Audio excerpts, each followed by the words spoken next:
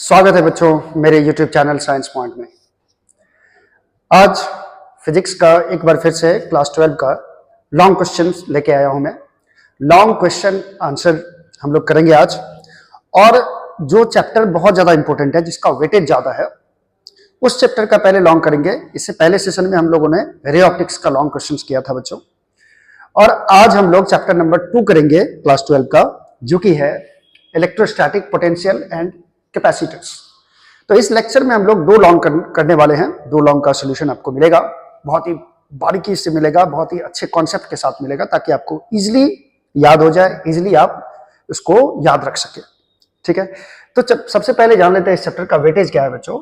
Long के लिए बच्चों इसमें 1 से 2 क्वेश्चन फिक्स है कि पूछेगा ही, 1 से 2 क्वेश्चन। ठीक है, ये चैप्टर बहुत ज्यादा इंपॉर्टेंट है, long question answer point of view से बहुत ज्यादा इंपॉर्टेंट है। ठीक है, तो सबसे पहले ये जानिए कि 1 या 2 क्वेश्चन तो फिक्स ही है, पूछेगा। ऐसा कभी नहीं हुआ कि इस चैप्टर से क्वेश्चन नहीं आया है। वो कभी कभी पिछले 10 साल में हो गया कि नहीं आया, लेकिन रेगुलरली इस चैप्टर से क्वेश्चन आते ही हैं। तो बिना देरी किए हम लोग इसमें 2 लॉन्ग क्वेश्चन करने वाले हैं, जो इस चैप्टर का बहुत ज्यादा इंपॉर्टेंट क्वेश्चन है। चलिए, पहला क्वेश्चन क्या है बच्चों।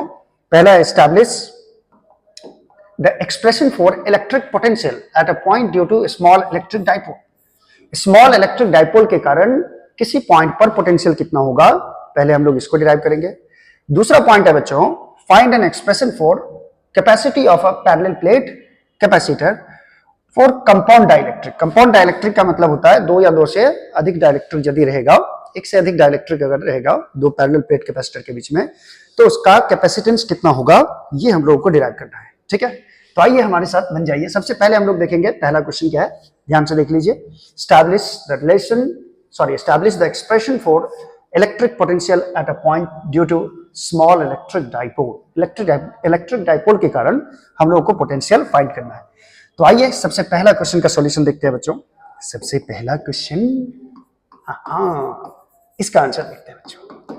ये क्या है, इलेक्ट्रिक पोटेंशियल निकालना है डाइपोल के कारण। चलिए, तो सबसे पहले बच्चों एक डाइपोल हम लोग बना लें, एक डाइपोल बना लें।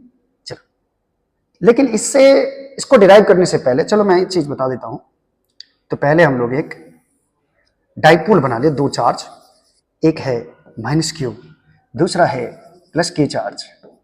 ठीक है, इस पॉइंट को मैंने बोल दिया A, इस पॉइंट को मैंने बोल दिया B। ये डाइपोल क्या होता है बच्चों, जब 2 इक्वल एंड अपोजिट चार्जेस को बहुत ही स्मॉल सेपरेशन पे रखा जाता है, तो इस अरेंजमेंट को कहा जाता है डाइपोल। ठीक है, इसमें डाइपोल का मिड पॉइंट बच्चों मान लो ये O है, और इसका टोटल लंबाई हम लोग मान लेते हैं 2a। 2a क्या माने, क्योंकि ये भी लेंथ बच्चों a होगा और ये भी लेंथ हम लोगों ने a मान रखा है। ठीक है, इस अरेंजमेंट को कहा जाता है बच्चों डाइपोल। ठीक है, अब इस डाइपोल के कारण कहीं पॉइंट मान लेते हैं हम लोग P है, यहां पे पॉइंट P है। ठीक है, और ये P पॉइंट पे हम लोगों को पोटेंशियल निकालना है। सपोज करो ये पॉइंट P है। ठीक है, इस P पॉइंट पे पोटेंशियल निकालना है इस डाइपोल के कारण।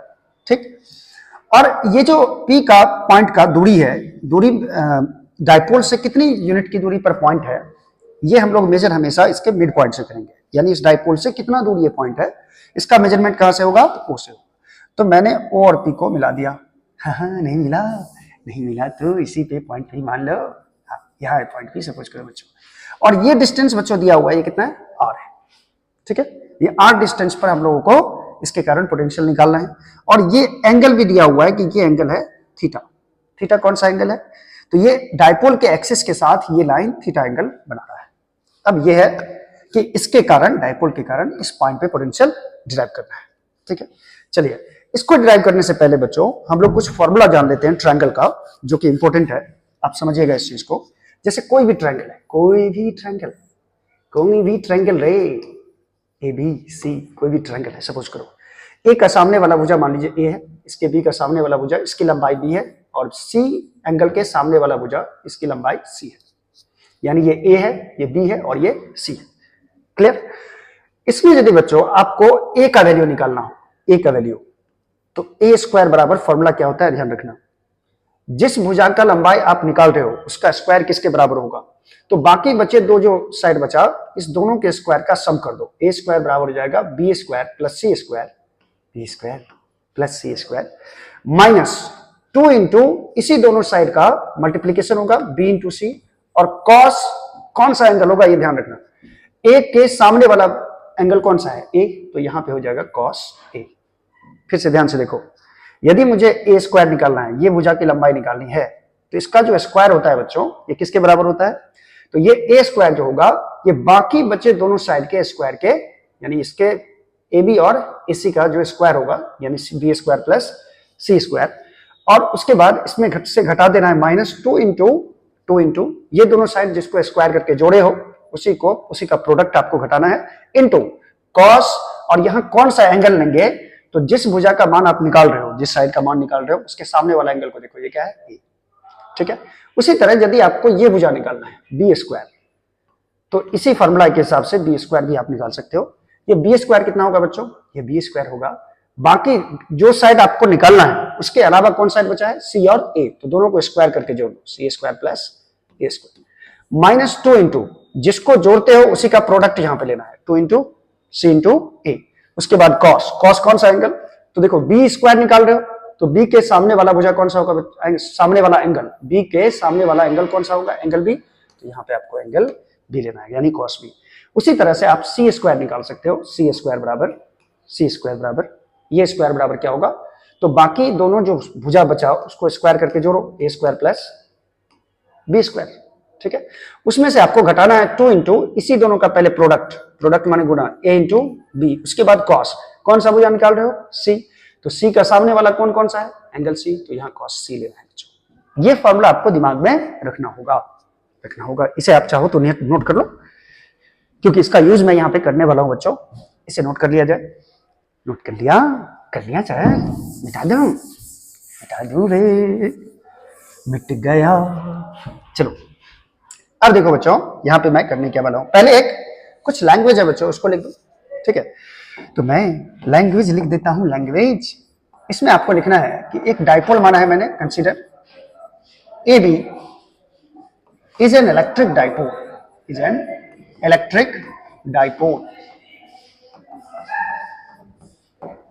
ठीक है, with charge plus Q and minus Q, ठीक है। लेंथ ऑफ डाइपोल कितना माने हम लोग, 2a, length of dipole is 2a, O mid point है, क्या है, ओ मिड पॉइंट है, O is the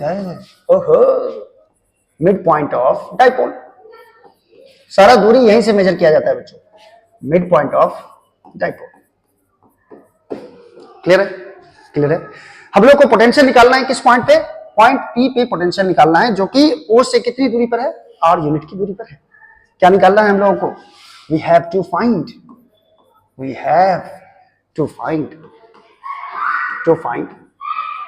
electric potential,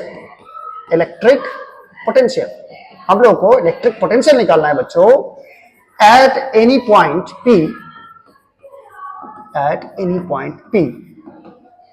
at a distance,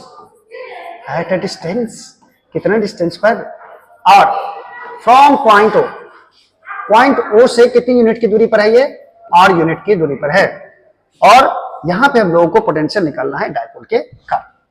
line OP जो है बच्चों, ये डाइपोल के एक्सिस के साथ कितना एंगल बना रहा है, थीटा एंगल, ये भी मैं इसमें लिख दूंगा, let line OP makes an angle theta with the axis of dipole, dipole के एक्सिस के साथ ये कितना एंगल बना रहा है, थीटा एंगल बना रहा है। चले इतना मैंने कर लिया, चलो आगे करते हैं बच्चों, आगे क्या है, चलो पोटेंशियल निकालने के लिए आपको पता होगा कि किसी भी पॉइंट चार्ज के कारण आर डिस्टेंस पर कोई पॉइंट है, अगर इस पॉइंट पर अगर पोटेंशियल चाहिए बच्चों, तो इसका फॉर्मूला होता है KQ by R. Point charge के कारण आर डिस्टेंस पर पोटेंशियल कितना होता है, KQ बाई आर के बराबर होता है। अगर नेगेटिव चार्ज रहेगा यहाँ पे, इसके कारण आर डिस्टेंस पर बोलेगा पोटेंशियल निकालो, तो ये हो जाएगा माइनस के क्यू बाय आर, यानी कि यहाँ पे चार्ज का साइन भी लिया जाता है बच्चों, चिन्ह भी लिया जाता है चार्ज का। क्यू है प्लस क्यू है तो प्लस क्यू रखेंगे, यहाँ माइनस क्यू है तो यहाँ माइनस क्यू रखेंगे, माइनस के क्यू बाय आर होता है। चलो अब डाइपोल के कारण अगर पोटेंशियल आपको पॉइंट पी पे चाहिए तो सबसे पहला काम क्या करोगे आप, सबसे पहले माइनस क्यू चार्ज के कारण यहाँ पे पोटेंशियल निकालो, फिर प्लस क्यू चार्ज के कारण यहाँ पे पोटेंशियल निकालो और दोनों को जोड़ दो। सिंपल फंडा है, सिंपल फंडा है। माइनस क्यू चार्ज के कारण यहाँ पे पोटेंशियल निकालना है, प्लस क्यू चार्ज के कारण यहाँ पे पोटेंशियल निकालना है, दोनों को जोड़ देना है। तो बच्चों किसी चार्ज से आपको जिस पॉइंट पे पोटेंशियल निकालना है उससे क्या चाहिए, आपको दूरी चाहिए। तो जैसे माइनस क्यू चार्ज के कारण यहाँ पे पोटेंशियल निकालना है तो माइनस क्यू चार्ज से ये दूरी कितनी है ये निकालना होगा। तो सबसे पहले मैं क्यू और ये पॉइंट ए और पी को मिला देता हूं, ये मैंने मिला दिया। और ये दूरी नहीं पता है बच्चों तो ये दूरी मैं मान लेता हूं R1, इसको मैंने माना R1, ठीक है। चलो अब प्लस क्यू चार्ज के कारण भी यहाँ पे पोटेंशियल निकालना है, तो प्लस क्यू चार्ज से ये पॉइंट कितना दूर है ये पता करना बहुत जरूरी है, ठीक है। तो मैं इसको भी मिला देता हूं बच्चों, मिला दिया, पी और बी को मैंने मिला दिया। ये डिस्टेंस को मैंने बोला R1, क्या बोला R1। अब R1 तो मान चुके हैं, R1 तो सर मान चुके हैं, कितनी बार R1 मानिएगा, इसको R2 मैंने मान लिया बच्चों, ठीक है। यहां से यहां तक की दूरी R2, क्लियर है। अब चलो सबसे पहला काम करना है आपको कि पोटेंशियल माइनस क्यू चार्ज के कारण यहां पे निकालो और प्लस क्यू चार्ज के कारण यहां पे निकालो, कितना होगा, ठीक है। तो सबसे पहला काम पोटेंशियल कहां निकालना है, potential at P due to minus Q charge,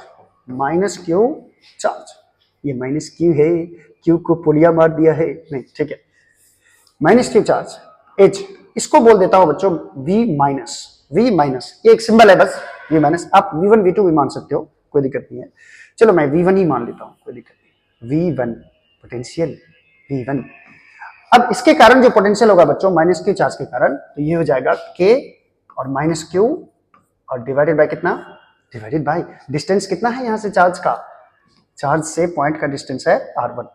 उसी तरह आप निकाल low potential at P due two plus Q charge H, इसको मान लो V2 और ये हो जाएगा बच्चों K Q2 बाय डिस्टेंस कितना है R2, Q2 नहीं रे, K Q बाय R2। क्यों, क्योंकि चार्ज कितना है बच्चों यहाँ पे प्लस Q, और प्लस Q चार्ज के कारण R2 डिस्टेंस पर पोटेंशियल होगा K Q बाय R2 के बराबर। अब नेट पोटेंशियल P पे कितना होगा बच्चों, therefore net potential at point P is P point पे नेट पोटेंशियल कितना होगा, तो दोनों को जोड़ो, V equal to V1 plus V2। Potential scalar quantity है बच्चों, इसलिए डायरेक्टली हम लोग इसको ऐड कर देंगे। V1 है माइनस के क्यू बाय R1 और V2 है के क्यू बाय R2, ठीक है। अब मैं V बराबर क्या लिखूंगा, V बराबर के क्यू कॉमन आ जाएगा, दोनों में के क्यू कॉमन आ गया, और इसमें बचेगा बच्चों -1 बाय R1 और इसमें बचेगा +1 बाय R2। तो मैं प्लस वाला को पहले लिख देता हूं, +1 बाय R2 और इसमें बचेगा -1 बाय R2, ये वैल्यू मिला।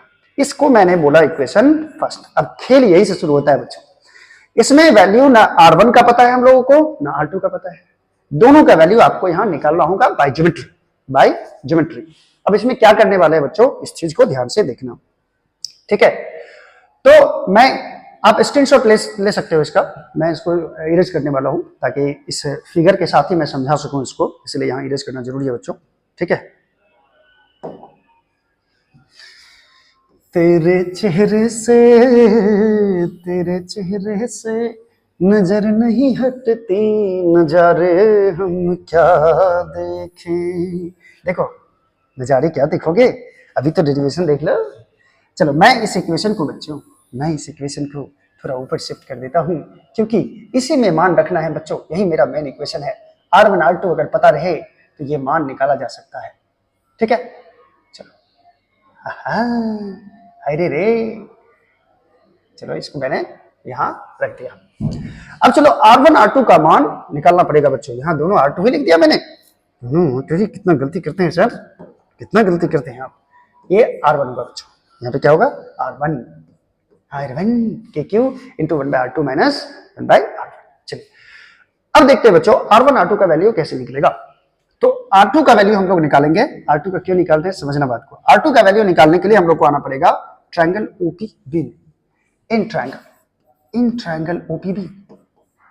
OPB में क्या होगा बच्चों, इन ट्रायंगल OPB में बहुत खतरनाक चीज होने वाला है। OPB में ये वैल्यू है R, ये वैल्यू है A, ये दोनों वैल्यू हम लोग को पता है बच्चों, R और A का वैल्यू पता है। किसका वैल्यू निकालना है, R2 का। R और A का वैल्यू तो क्वेश्चन में ही दे दिया है, ठीक है। तो ये वैल्यू पता है तो तीसरा भुजा निकाल सकते हैं।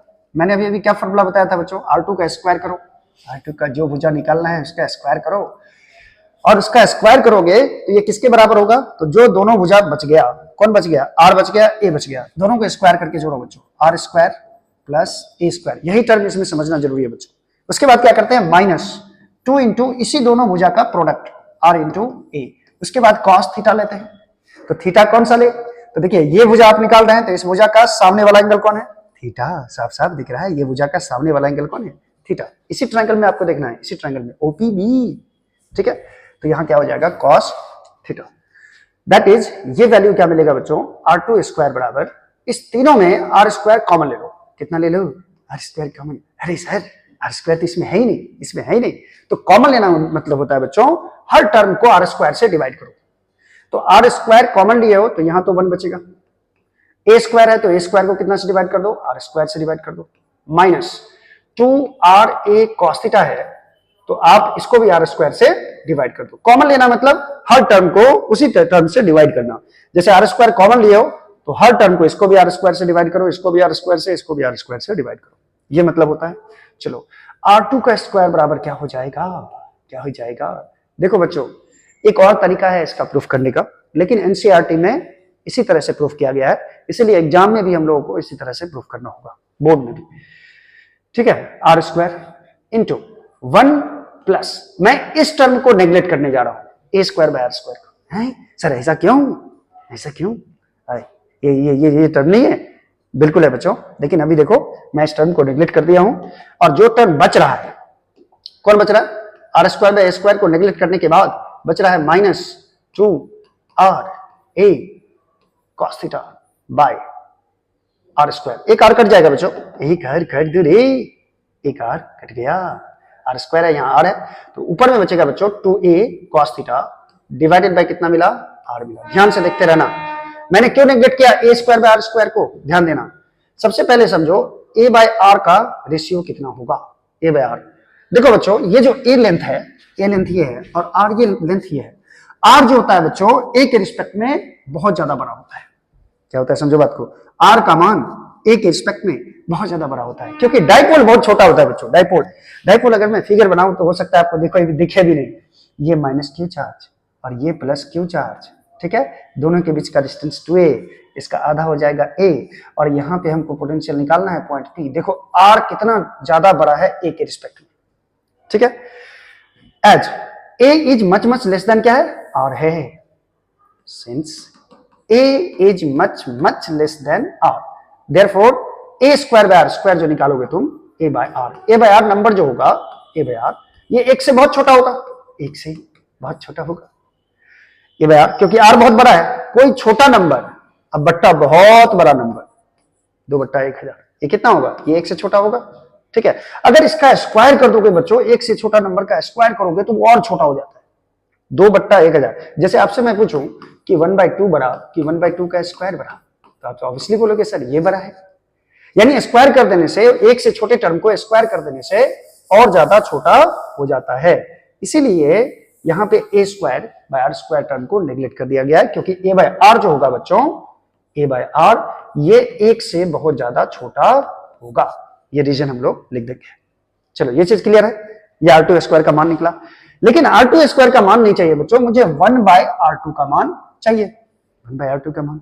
तो पहले एक काम करते हैं, R2 का स्क्वायर को इधर भेज देते हैं, तो ये हो जाएगा रूट में, R2 बराबर हो जाएगा, रूट लग जाएगा इधर, root under R2 square into 1 - 2A cos theta by R, ये वैल्यू मिलेगा आपको, ये वैल्यू मिलेगा, ध्यान से देखना। R पे स्क्वायर है बच्चों, यहाँ पे R2 नहीं है, यहाँ पे क्या है, R है, R स्क्वायर, तो यहाँ भी R स्क्वायर, ठीक है। आर स्क्वायर टर्म तो बाहर आ जाएगा बच्चों, आर का स्क्वायर है तो रूट के अंदर है तो ये बाहर आ जाएगा। रूट के अंदर बचेगा कौन, 1 minus 2a cos theta by R, ये टर्म बचा, ये R2 बराबर मिला। ठीक है, चलिए आइए आगे बढ़ते हैं और आप कितना आगे बढ़ोगे सर। चलो नेक्स्ट देखो बच्चों, R2 बराबर आया, R2 बराबर R इंटू रूट को क्या लिख सकते हैं, पावर में हाफ लिख सकते हो रूट के पावर, तो 1 minus 2a cos theta by R, और इसका पावर क्या लिख देंगे बच्चों, हाफ। रूट में मतलब पावर कितना होता है, हाफ होता है। मुझे चाहिए 1 बाय R2 का मान, कितना का मान, 1 बाय R2, यानी 1 बाय R2 का मान कितना है, ये वैल्यू नीचे रख दो, R into 1 minus 2a cos theta by R. इसका पावर कितना है बच्चों, हाफ। मैंने कुछ नहीं किया, R2 के ऊपर भी 1 लगा दिया, इसके ऊपर भी 1 लगा दिया, बात तो सेम ही है। R2 का वैल्यू यहां रख दिया मैंने, 1 के नीचे रख दिया। चलिए और आगे बढ़ते हैं बच्चों, और आगे बढ़ते हैं। तो 1 बाय R2 बराबर हम लोग ऐसा लिख सकते हैं 1 बाय R, और 1 minus 2a cos theta by R को ऊपर ले जाना चाहते हैं, तो पावर में अभी प्लस है, प्लस 1/2 है, तो ऊपर जाएगा तो क्या हो जाएगा, माइनस 1/2, तो ये हो जाएगा 1 minus 2a cos theta by R का पावर माइनस 1/2, ये हो जाएगा। अब यहां से एक खेल और शुरू होता है बच्चों, एक खेल मैं थोड़ा स्पष्ट लिख दूं, इसको स्पष्ट लिख दूं, स्पष्ट है, कैसे स्पष्ट है, चलो मैं इसको और स्पष्ट लिख देता हूं, 1 minus 2a cos theta by R का पावर माइनस हाफ है। ये किसका मान आया, 1 बाय R2 का। ठीक है, यहां तक तो ठीक है सर, आप सब कुछ अच्छा किए। चाहो तो आप स्क्रीनशॉट ले सकते हो बच्चों, स्क्रीनशॉट लेते जाओ, जरूरी है। ठीक है, क्योंकि मैं इसको इरेज करने वाला हूं। चलिए इतना दूर मैं इरेज करना चाहता हूं बच्चों, इतना दूर तेरी ओर हाय रब्बा, आगे इसकी ओर 1 बाय R2 बराबर 1 by R into 1 minus 1 by R into 1 minus 2a cos theta by R का पावर माइनस हाफ है। यहां पे एक टर्म बाइनोमियल में यूज करना है बच्चों। बाइनोमियल में एक नेगेटिव इंडेक्स का फॉर्मूला है कि यदि 1 प्लस एक्स का पावर n है या माइनस n है बच्चों, माइनस n ऐसा है, ठीक है। इसका फॉर्मूला होता है बच्चों 1 प्लस माइनस n से इसको गुना कर दो, x को माइनस n से x को गुना कर दो, यानी minus n into x, that is 1 minus nx आप इसे लिख सकते हो। लेकिन इसके लिए कंडीशन है बच्चों कि मॉड ऑफ x का मान 1 से छोटा होना चाहिए, यानी यदि x का मान 1 से छोटा है तो आप 1 प्लस एक्स के पावर माइनस n के बदले 1 माइनस nx लिख सकते हो, 1 माइनस nx, माइनस n को x से आप मल्टीप्लाई कर सकते हो, समझो बात को। लेकिन इसके लिए कंडीशन है मॉड ऑफ x का वैल्यू क्या होना चाहिए, 1 से छोटा होना चाहिए, ठीक है। ये वैल्यू आप लिख सकते हो। अब जरा इस वैल्यू को देखो, जरा इस वैल्यू को 1 minus 2a cos theta by R का पावर है माइनस हाफ। कंपेयर हम इससे करने वाले हैं, इससे कंपेयर करने वाले हैं, देख लो जरा। यहां पे 1 तो ठीक है, अब x के बदले क्या आ रहा है बच्चों, x के बदले आ रहा है 2a cos theta by R, 2a cos theta by R, हालांकि यहां नेगेटिव भी आ रहा है माइनस, ठीक है। अब जरा हम 2a cos theta by are पर विचार करें, 2a cos theta by are पर विचार करें, तो आपको मालूम होगा बच्चों a जो होता है वो r से बहुत छोटा होता है, यानी ऊपर में छोटा नंबर है, नीचे में बड़ा नंबर है, तो ये मान किससे होगा, 1 से होगा छोटा। यानी ये वैल्यू जो x है, देखो इससे कंपेयर करो जरा, ये जो x है ये 1 से क्या है, छोटा है, 1 से छोटा है, तो इसका फॉर्मूला आप लगा सकते हैं कि x को इसके पावर से मल्टीप्लाई कर देंगे, ठीक है। तो बच्चों हम लोग यहाँ कर क्या रहे हैं, ठीक है। चलो इसको मिटा दो, इसके बदले हम क्या लिख सकते हैं, 1 माइनस 2a cos थीटा है, तो 1 माइनस, देखो यहाँ पे इस x को हम लोग इसके पावर से मल्टीप्लाई कर देंगे, क्योंकि n के बदले यहाँ पे हाफ दिख रहा है, तो माइनस हाफ से आप इसको मल्टीप्लाई कर दो, minus half into 2a cos theta by R, ये हो जाएगा, दैट इज ये टर्म हो जाएगा बच्चों 1 plus a cos theta by R. समझना बात को समझो, यानी इस टर्म को हम इतना लिख सकते हैं, 1 plus a cos theta by R लिख सकते हैं। तो आप समझ गए कैसे लिखेंगे, तो कुछ नहीं करना है बच्चों, देखो h 1 बाय R2 का वैल्यू दिया हुआ है, ये एक्सप्लेनेशन हम लोग दे देंगे बच्चों, ये वाला 1 बाय R2 मैंने लिखा है 1 बाय R इंटू 1 माइनस अब देखो पावर को क्या करे, इससे गुना कर दे, 2a cos theta by r से गुना कर दे, तो पावर है -12, पावर है -12, और इसको मल्टीप्लाई करना है 2a cos theta by r से, 2a cos theta by r से। ठीक है, हर टर्म को एकदम बारीकी से समझना है आपको। तो 1/r2 का वैल्यू हो जाएगा बच्चों 1/r इंटू 1, और ये 2 और 2 कट जाएगा, माइनस माइनस क्या हो जाएगा plus, 1 plus a cos theta by r। ये वैल्यू किसका आया, ये वैल्यू किसका आया, देयरफॉर 1/r2 इक्वल टू आया, 1/r2 इक्वल टू क्या आया सर, 1/r2 इक्वल टू आया 1/r into 1 plus a cos theta by r, ये वैल्यू आया बच्चों। ठीक है, देखो कितना मशक्कत करने के बाद 1/r2 का वैल्यू आया, एकदम सिंपल फॉर्म में आया बच्चों। यहाँ पे रूट वोट नेगेटिव पावर सब खत्म, सबको खत्म करने के लिए थोड़ा सा मैथमेटिक्स लगना पड़ा। क्लियर है ये चीज। यदि यहां से हम लोग R2 निकालने के लिए इस ट्रायंगल में हम लोग सबसे पहले फॉर्मूला लगाए थे, याद करो, ट्रायंगल OPB में फॉर्मूला लगाए थे। ठीक है, OPB में, क्लियर है। अब देखो जरा OPB में फॉर्मूला लगाए थे, उसी तरह R1 का वैल्यू निकालने के लिए हम लोग इस ट्रायंगल में फॉर्मूला लगा सकते हैं। अगर सेम प्रोसेस जाए, जैसे जैसे R2 का मान निकालने के लिए प्रोसेस हम लोग यूज किए, उसी तरह से R1 का मान निकालने के लिए प्रोसेस यूज करोगे, तो इसी को देख के 1/R1 भी आप लिख सकते हो सिमिलरली। सिमिलरली मतलब उसी प्रकार हम लोग 1/R1 का मान इसको देख के लिख सकते हैं बच्चों। 1/R1 बराबर क्या हो जाएगा, तो 1/R1 बराबर भी होगा यही 1/R इंटू 1, यहां प्लस है तो यहां क्या हो जाएगा माइनस, बस इतना ही चेंजिंग आएगा, 1 minus a cos theta by r। Same process अगर इसमें भी लगाओगे, जो प्रोसेस आप इस ट्रायंगल में लगाए हो R2 निकालने के लिए, वही प्रोसेस अगर इस ट्रायंगल में लगाया जाए R1 निकालने के लिए, तो कुछ नहीं, वैल्यू चेंज होगा, बस यहाँ प्लस है तो यहाँ क्या आ जाएगा माइनस आ जाएगा। क्लियर है, क्लियर है। और हम लोग का टारगेट हुआ पूरा, देखो यहाँ पे v का मान यहां से निकलेगा बच्चों, जो कि हम लोग इक्वेशन फर्स्ट पहले निकाले हुए थे, kq into 1/r2 minus 1/r1। यहाँ पे आपको 1/r2 और 1/r1 का मान पुट कर देना है। यहाँ से ये दोनों मान निकाल चुके हैं हम लोग, ये दोनों मान आपको यहाँ पुट कर देना है और पोटेंशियल मिल जाएगा। चलो देखते हैं आगे, आगे देखते हैं क्या होने वाला है। चलो तब तक मैं इसको इरेज कर देता हूं बच्चों। आने से उसके आए बहार, जाने से उसके जाए बहार। चलो पुटिंग द वैल्यूज, जाने दो बाहर को भी, putting the values of 1/R1 and 1/R2 and 1/R2 in first equation में रखने वाले हैं मान। तो v बराबर हो जाएगा बच्चों kq into 1/R1 minus 1/R2। चलिए वैल्यू रखा जाए, v बराबर kq इंटू, देखो दोनों में 1/R है, इसमें भी 1/R है, तो मैं यहाँ 1/R को यहीं पे लिख देता हूँ kq/r। ठीक है, दोनों में कॉमन आ जाएगा 1/R। ठीक है, इसमें क्या बचेगा बच्चों 1 plus a cos theta by r। 1/R2 में से आपको घटाना है 1/R1, इसमें से ये वैल्यू घटाना है 1 minus a cos theta, 1 minus a cos theta by r, ये वैल्यू आपको घटाना है। यानी पोटेंशियल का वैल्यू आ जाएगा बच्चों v बराबर kq बाय r इंटू, यहां पे आएगा 1 plus a cos theta by r, 1 plus a cos theta by r, और यहां पे साइन है माइनस, तो -1, और ये हो जाएगा plus a cos theta by r, ये वैल्यू हो जाएगा। तो v का वैल्यू हो जाएगा बच्चों kq बाय r इंटू 1 और 1 कैंसिल हो जाएगा, प्लस माइनस। ठीक है, a cos थीटा कितना हो जाएगा 2a cos theta by r। चलो ऊपर वाले से मल्टीप्लाई करो, k q 2a cos theta, q into 2a cos theta, अब बाय नीचे में r को मल्टीप्लाई होगा बच्चों, तो ये हो जाएगा r स्क्वायर।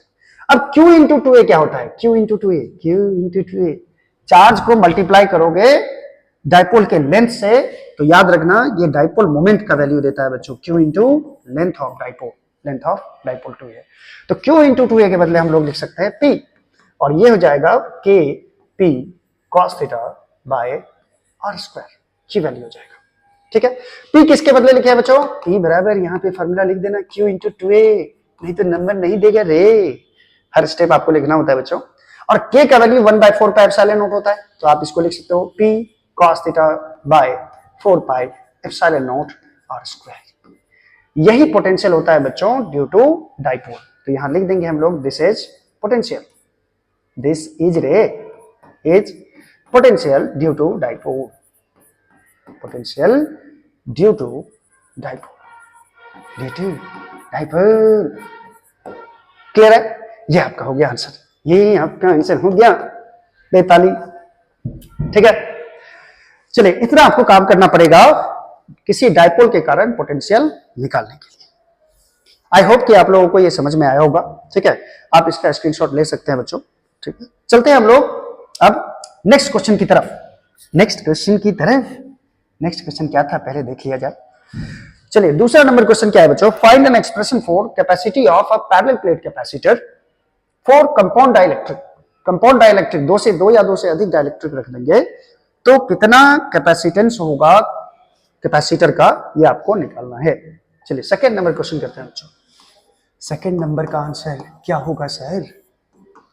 सबसे पहले एक चीज जानना आपको जरूरी है बच्चों कि पैरेलल प्लेट कैपेसिटर जो होता है, पैरेलल प्लेट कैपेसिटर, इसमें दो प्लेट होते हैं, पैरेलल प्लेट होता है, आपको मालूम ही होगा। अगर इसके बीच में कोई मीडियम नहीं है, मान लो एयर है या वैक्यूम है, इसके बीच में क्या है, एयर है या वैक्यूम है, वैक्यूम है, CWM है बच्चों।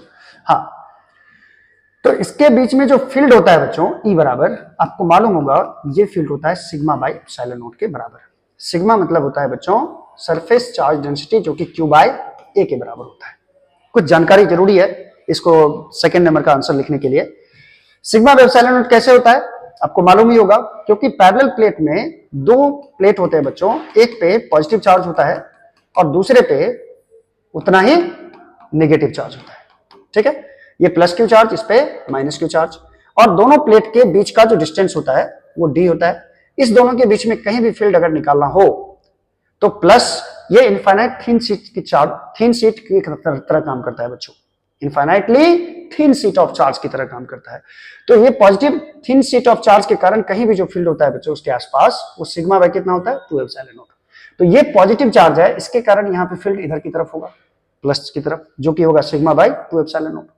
और नेगेटिव प्लेट के कारण भी यहाँ फील्ड होगा बच्चों, तो नेगेटिव चार्ज ऐसे है, देखो ये नेगेटिव चार्ज है इधर, तो नेगेटिव चार्ज के लिए नेगेटिव चार्ज की तरफ ही फील्ड होता है।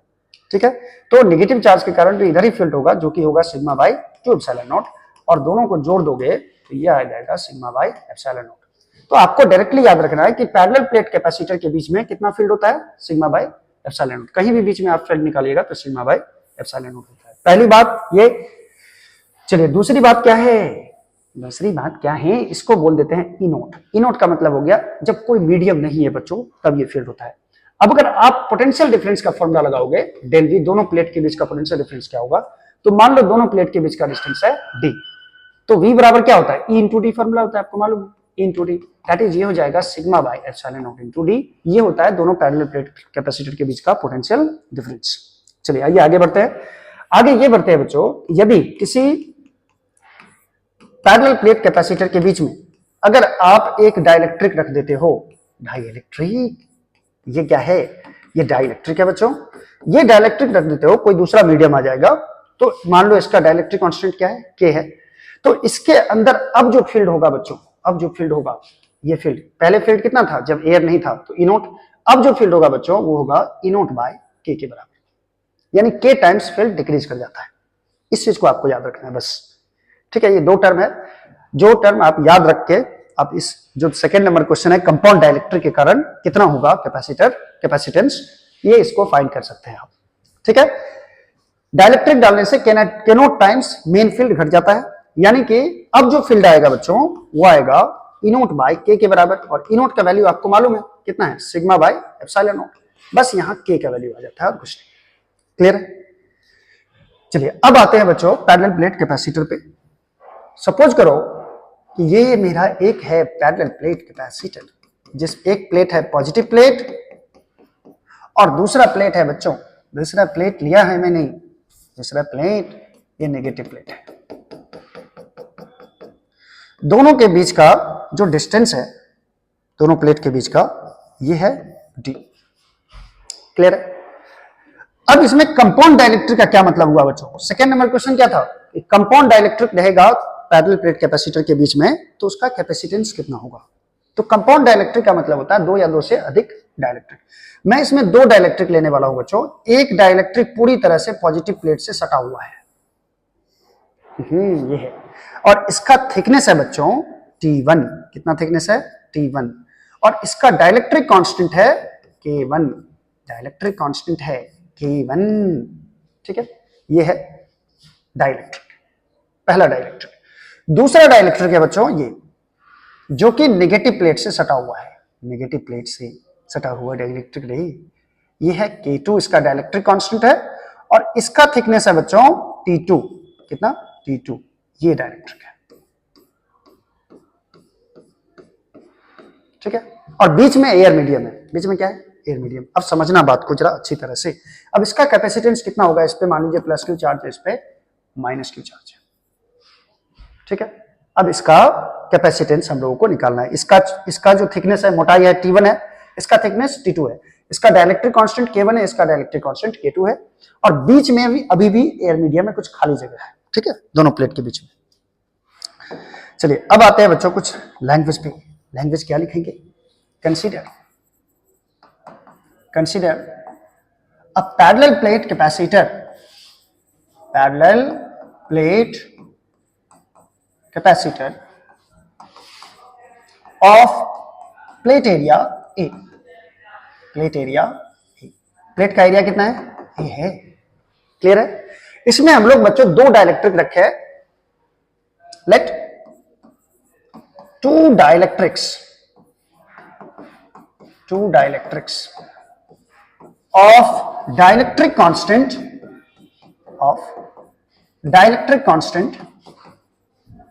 K1 and K2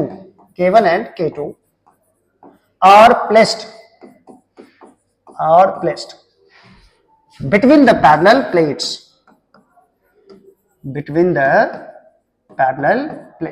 parallel plate के बीच में हम दो डाइलेक्ट्रिक रखे हैं। उसके बाद मान लेते हैं कि T1 और T2 क्या है, थिकनेसेज है डाइलेक्ट्रिक्स का। Let T1 and T2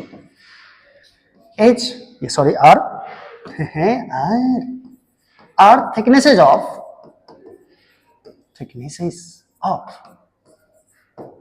dielectrics, ठीक है। क्या निकालना है हम लोग को, इसका कैपेसिटेंस कितना होगा। तो आइए कैपेसिटेंस निकालने के लिए करना क्या पड़ेगा बच्चों, करना क्या पड़ेगा। तो सबसे पहले बच्चों इसके बाद इसके दोनों प्लेट के बीच का क्या निकालना पड़ता है, पोटेंशियल डिफरेंस। देखो अगर कैपेसिटेंस निकालना है तो पहले दोनों प्लेट के बीच का पोटेंशियल डिफरेंस निकालो, ठीक है। और कैपेसिटेंस निकालने के लिए फॉर्मूला लगा दो, C बराबर Q बाई डेल V। बहुत ही इजी फॉर्मूला है, ये लगा सकते हो। लेकिन मेन टर्म है बच्चों कि पोटेंशियल डिफरेंस दोनों प्लेट के बीच का कैसे हम लोग फाइंड करेंगे, ये मेन आपका टारगेट है। और ये टारगेट को पूरा करना है कैसे, तो पहले आप जानते ही हो कि जहां पे एयर मीडियम है, एयर मीडियम देखो ये डाइलेक्ट्रिक है, ये डाइलेक्ट्रिक है। अगर डाइलेक्ट्रिक नहीं रहता तो फील्ड कितना होता, इनोट, जिसका वैल्यू होता है सिग्मा बाई एप्सिलॉन। अगर कोई डाइलेक्ट्रिक नहीं रहता तो देखो डाइलेक्ट्रिक के बीच में इतना दूर तो डाइलेक्ट्रिक है, लेकिन इतना स्थान खाली है बच्चों, तो इतना दूर तो फील्ड होगा इनोट, इसके लिए कोई इशू नहीं है, ठीक है। लेकिन डाइलेक्ट्रिक के अंदर कितना फील्ड होगा बच्चों, इसमें फील्ड हो जाएगा इनोट बाय K1। रुको एक मिनट, फिगर बनाते तो सही रहता। देखो इसके अंदर जो फील्ड होगा बच्चों ये होगा इनोट बाय K1 के बराबर। आप जानते ही हो कि अगर डाइलेक्ट्रिक नहीं है तो फील्ड होगा इनोट, अगर डाइलेक्ट्रिक से भर दी है तो फील्ड हो जाता है इनोट बाय K। इसके अंदर कितना फील्ड होगा बच्चों, इसके अंदर ये हो जाएगा बच्चों इनोट बाय K2। डाइलेक्ट्रिक से डिवाइड हो जाता है, डाइलेक्ट्रिक कांस्टेंट से डिवाइड। चलो अब हम लोग यहां लिखने क्या वाले हैं,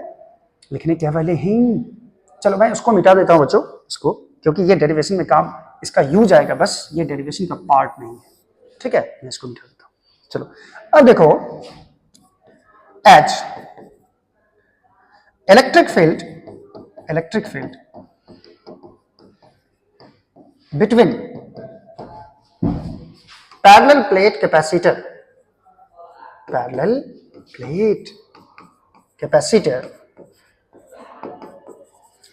विदाउट डाइलेक्ट्रिक, विदाउट डाइलेक्ट्रिक, बिना डाइलेक्ट्रिक का, without dielectric is E note, और ई नोट का मान होता है बच्चों सिग्मा बाय एप्सिलॉन नॉट, ठीक है। और सिग्मा किसको बोलते हो, क्यू बाय ए को, इतना फील्ड होता है without dielectric. But with dielectric कितना फील्ड होगा, विद डाइलेक्ट्रिक जो फील्ड होगा बच्चों, ये फील्ड होता है बच्चों ई नोट बाय के बराबर।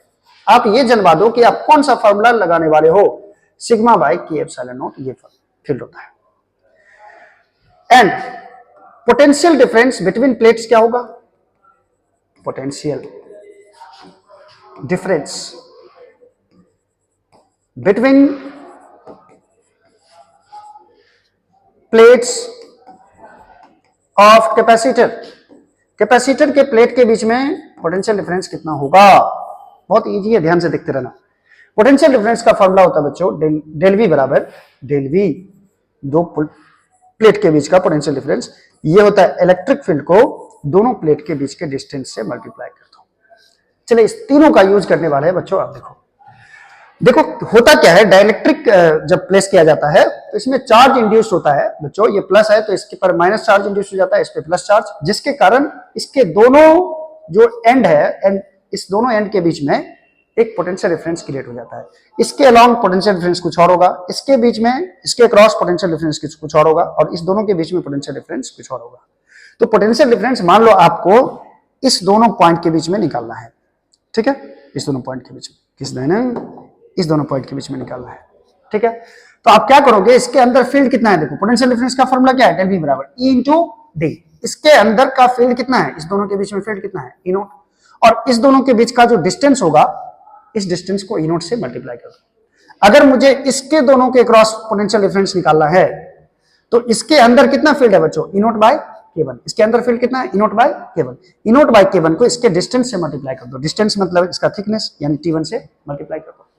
चलिए मैं इसको मिटाने वाला हूं बच्चों, आप इसका चाहे तो स्क्रीनशॉट ले सकते हैं, मैं इरेज कर दूं, मैं इरेज कर दूं। आजा आई बहार मिलके, ओ मेरे राजकुमार, अरे राजकुमार अभी मत आ मेरी जिंदगी में। चलो देखो जरा, नाउ नेट पोटेंशियल डिफरेंस निकालो बच्चों, नेट पोटेंशियल, नाउ लिख दो, नाउ नेट पोटेंशियल difference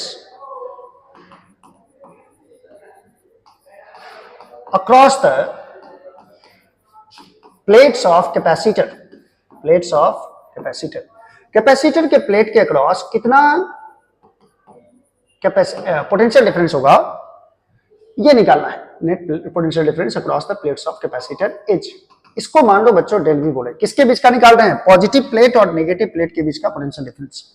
तो पहले हम लोग इतना दूर का पोटेंशियल डिफरेंस जोड़ो, फिर इतना दूर का, फिर इतना दूर का, तो ये इस दोनों के क्रॉस में पोटेंशियल डिफरेंस कितना होगा बच्चों। तो पोटेंशियल डिफरेंस का फॉर्मूला याद करो, फॉर्मूला होता है पोटेंशियल डिफरेंस का, इलेक्ट्रिक फील्ड को मल्टीप्लाई कर दो डिस्टेंस से।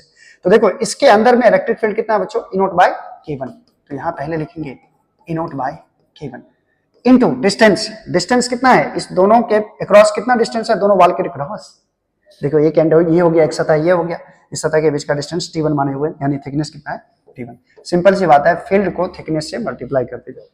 इसके अक्रॉस कितना होगा बच्चों, इसके अक्रॉस फील्ड कितना है, ई नोट बाय K2, ई नोट बाय K2, ई नोट बाय K2, इसको किससे मल्टीप्लाई कर देंगे, T2 से, ठीक है।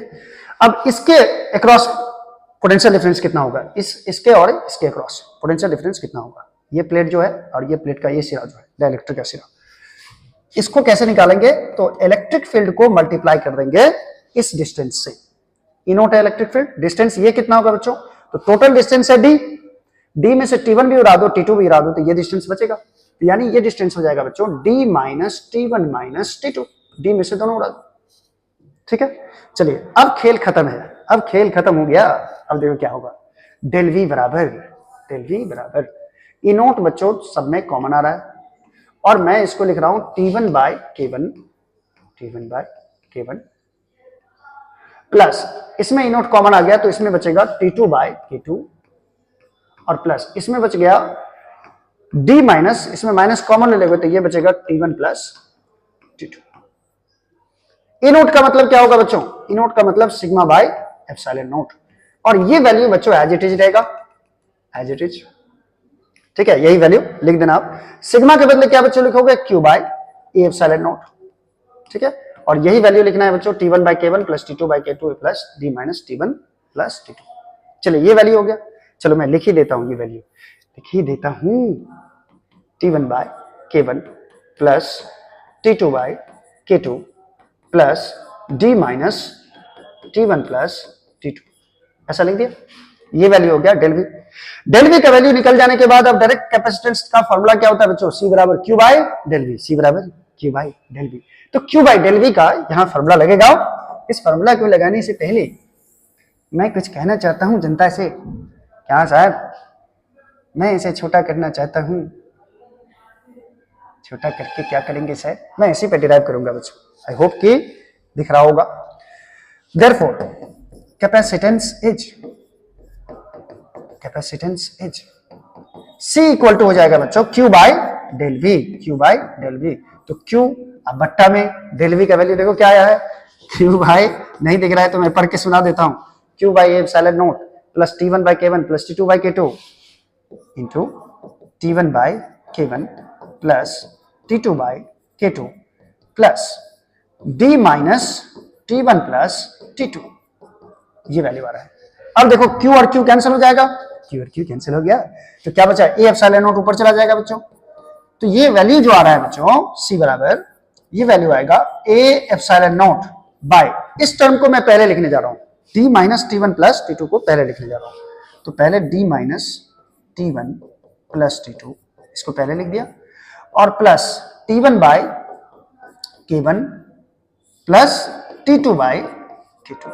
ये आया कैपेसिटेंस का वैल्यू कंपाउंड डाइलेक्ट्रिक के कारण। तो बच्चों इसमें तो दो डाइलेक्ट्रिक रखे तब ऐसा हुआ, दो डाइलेक्ट्रिक रखे तब ऐसा हुआ ना। ठीक है, हालांकि आप आंसर यहां तक भी छोड़ सकते हो बच्चों, लेकिन एक स्टेप और आगे बढ़ जाए तो बेस्ट होगा। एक स्टेप और आगे बढ़ जाए, कैसे आगे बढ़ जाए? चलो इसको नोट कर लो, पहले इसे नोट कर लो। कर लिया कर लिया कर लिया, चलो ठीक है, मैंने मान लिया कि तुमने कर लिया। ठीक है, चलो मैं इसको इरेज कर देता हूं बच्चों, सिर्फ ये फॉर्मूला रहने देता हूं। अब सपोज करो ये तो दो डाइलेक्ट्रिक है तब ऐसा हुआ। ठीक है, मैं क्या करूं, देखो क्या करता हूं। एक फिर से एक पैरेलल प्लेट कैपेसिटर लेते हैं। एक पॉजिटिव प्लेट लिया मैंने और एक मैंने लिया नेगेटिव प्लेट। शायद इतना दूर क्यों रखें? क्योंकि बहुत सारा डाइलेक्ट्रिक रखना है बच्चों, बहुत सारा डाइलेक्ट्रिक। ठीक है, सबसे पहला डाइलेक्ट्रिक है बच्चों, इसमें मान लो ये फिगर आपको बनाने की जरूरत नहीं है, बस समझने की जरूरत है। ये मान लो डाइलेक्ट्रिक है, एक डाइलेक्ट्रिक, दूसरा मैंने यहां रखा, दूसरा डाइलेक्ट्रिक, तीसरा मैंने यहां रखा। इसी तरह से एन डाइलेक्ट्रिक बच्चों बीच में हमने भर दिया। कितना डाइलेक्ट्रिक? एन डाइलेक्ट्रिक, जिसमें इसका थिकनेस है T1, यानी थिकनेस ये हो गया, थिकनेस है T1 और डाइलेक्ट्रिक कांस्टेंट है K1। इसका थिकनेस है बच्चों T2 और इसका डाइलेक्ट्रिक कांस्टेंट है K2। इसका थिकनेस है T3, इसका डाइलेक्ट्रिक कांस्टेंट K3। इसका थिकनेस है TN और इसका डाइलेक्ट्रिक कांस्टेंट है बच्चों KN। क्लियर है? इसका इस प्लेट का, इस डाइलेक्ट्रिक का। अब बच्चों बताओ इसका कैपेसिटेंस कितना होगा? तो ध्यान से देखना कितना कैपेसिटेंस होगा। यही देख के आप फॉर्मूला लिख सकते हो। सबसे पहले तो आप याद रखना C बराबर A epsilon naught by D होता ही है। C बराबर A epsilon naught by D होता ही है। तो मैं इसका लिखने जा रहा हूं कैपेसिटेंस कितना होगा। तो चलिए यहां लिखता हूं, चलो मैं इसको मिटा देता हूं। चलिए मैं इसको मिटा दिया। चलो C बराबर क्या लिखेंगे बच्चों? अब A epsilon naught by D आपको लिखना ही है। क्या लिखना है? A epsilon naught by D. अब डी में से क्या किया आप? T1 T2 क्या है? थिकनेस है, इसको घटाओ। तो दो डाइलेक्ट्रिक था तो T1 T2, अब कितना डाइलेक्ट्रिक है? N। तो इसको कहां तक जोड़ोगे आप? माइनस करके T1 plus T2 plus T3 plus कहां तक? Tn तक जोड़ना है आपको। ठीक है, इतना दूर का काम हो गया। अब देखो यहां क्या किया आप? थिकनेस को डाइलेक्ट्रिक कांस्टेंट से डिवाइड किया T1 बाय K1, इधर T2 बाय K2, आगे क्या आएगा T3 बाय K3 और आगे Tn बाय Kn तक जाएगा। तो मैं इसमें ऐड कर देता हूं T1 by K1 plus T2 by K2 और प्लस Tn बाय Kn। ये हो जाएगा कंपाउंड डाइलेक्ट्रिक के लिए फॉर्मूला बच्चों। ये एप्सिलॉन नॉट को मैं बीच में लिख देता हूं, ये वैल्यू आपको एन डाइलेक्ट्रिक के लिए हो गया, ठीक है। तो यहां पे मैं लिख देता हूं, यानी इस फॉर्मूला के बाद आपको सीधा आना है यहां से लिखना है, क्योंकि देखो ये सिर्फ समझने के लिए था, ये फिगर बनाने की जरूरत नहीं है आपको, ठीक है।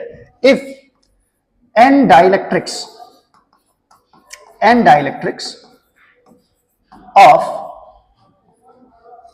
dielectric constants K1, K2, K3, Kn and thicknesses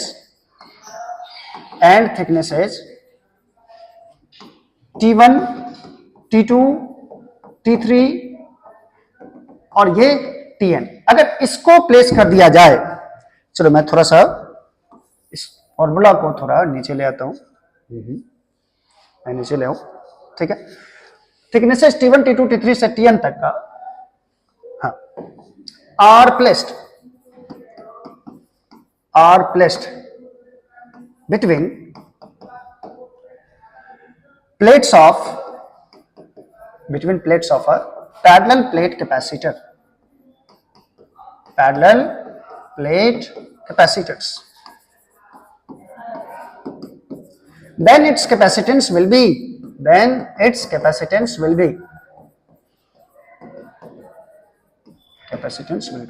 इसका कैपेसिटेंस कितना हो जाएगा, इतना लिखने के बाद आपको ये फॉर्मूला लिख देना है, ठीक है। ये कंपाउंड डाइलेक्ट्रिक के लिए फॉर्मूला होता है बच्चों, ठीक है। तो आज हम लोगों ने 2 क्वेश्चंस किया, 2 लॉन्ग क्वेश्चन किया। आप चाहो तो इसका स्क्रीनशॉट ले सकते हो, और नेक्स्ट लेक्चर में बच्चों इसी चैप्टर का 2 क्वेश्चन और बहुत ज्यादा इंपॉर्टेंट है, चैप्टर 2 का, ठीक है, उसको भी करेंगे हम लोग नेक्स्ट लेक्चर में, और ये बहुत ज्यादा इंपॉर्टेंट है, और 2025 के बोर्ड के पॉइंट ऑफ व्यू से ये बहुत ज्यादा इंपॉर्टेंट क्वेश्चन है, और ये पूछने ही वाले हैं। चलिए बने रहिए हमारे साथ लॉन्ग क्वेश्चन सीरीज में भी, शॉर्ट में भी और ऑब्जेक्टिव में भी। तब तक के लिए विदा लेते हैं, पढ़ाई करते रहिए, मस्त रहिए।